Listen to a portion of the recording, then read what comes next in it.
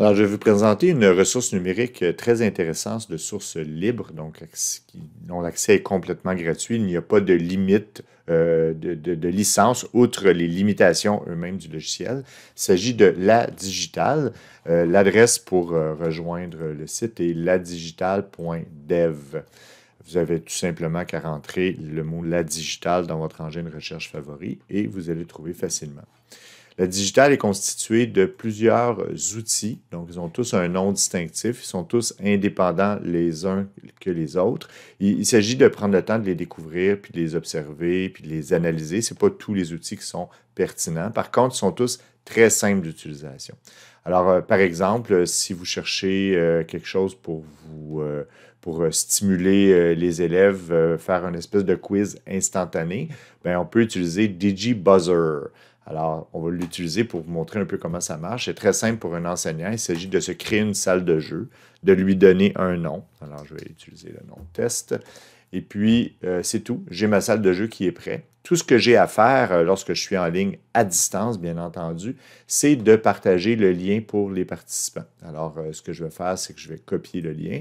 Ce lien-là, je peux le coller dans la conversation Teams ou dans la conversation Zoom ou même le placer comme lien dans Moodle, il n'y a aucun problème. Et les élèves, eux, ce qu'ils vont vivre lorsqu'ils vont cliquer sur le lien, ben, c'est tout simplement, ils vont être appelés à choisir un avatar de leur choix, puis de choisir leur nom et ils vont valider. Et là, évidemment, on va attendre que l'enseignant ouvre la salle. Alors, du côté de l'enseignant, on va voir la liste des participants ouverts et lorsqu'on est prêt, on fait lancer.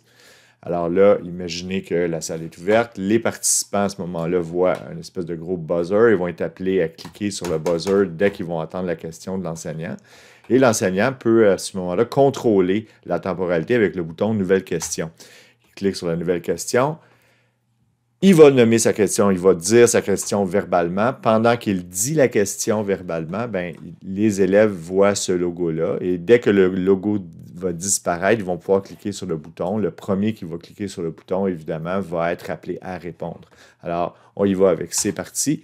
Et là, tous les élèves voient le bouton rouge. Moi, je sais la réponse, je clique dessus.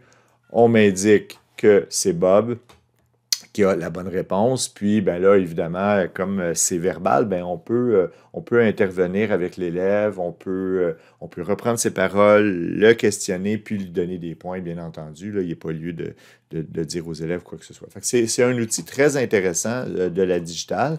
Il y en a plusieurs autres. Digiboard pour pour faire des tableaux blancs collaboratifs instantanés.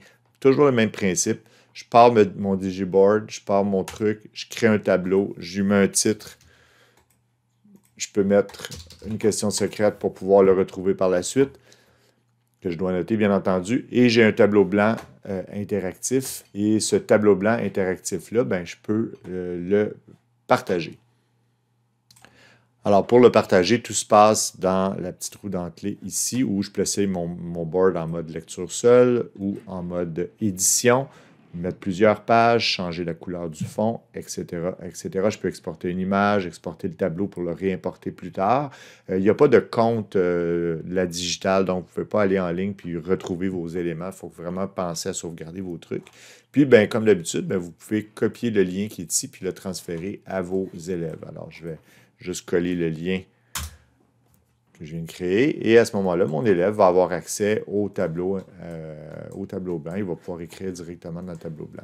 Alors, le tableau blanc n'est pas un outil qui est exclusif à la digitale, mais sachez qu'il existe un tableau blanc dans la suite logicielle de cet outil-là. Il y en a plusieurs autres. Je vous invite à les découvrir, à les observer, à les analyser. Ce que je fais lorsque je teste une interface comme celle-ci, j'ai mon interface d'enseignant et pour simuler une interface d'élève, dans mon furteur, je vais démarrer une fenêtre privée. Dans ce cas ici, on dit une fenêtre de type in private et ça fait que je vais pouvoir avoir mon interface d'élève dans une autre fenêtre qui va être souvent un petit peu plus foncée là, avec un élément où on voit très bien que c'est in private. Donc, c'est un peu de la manière dont je vais l'utiliser.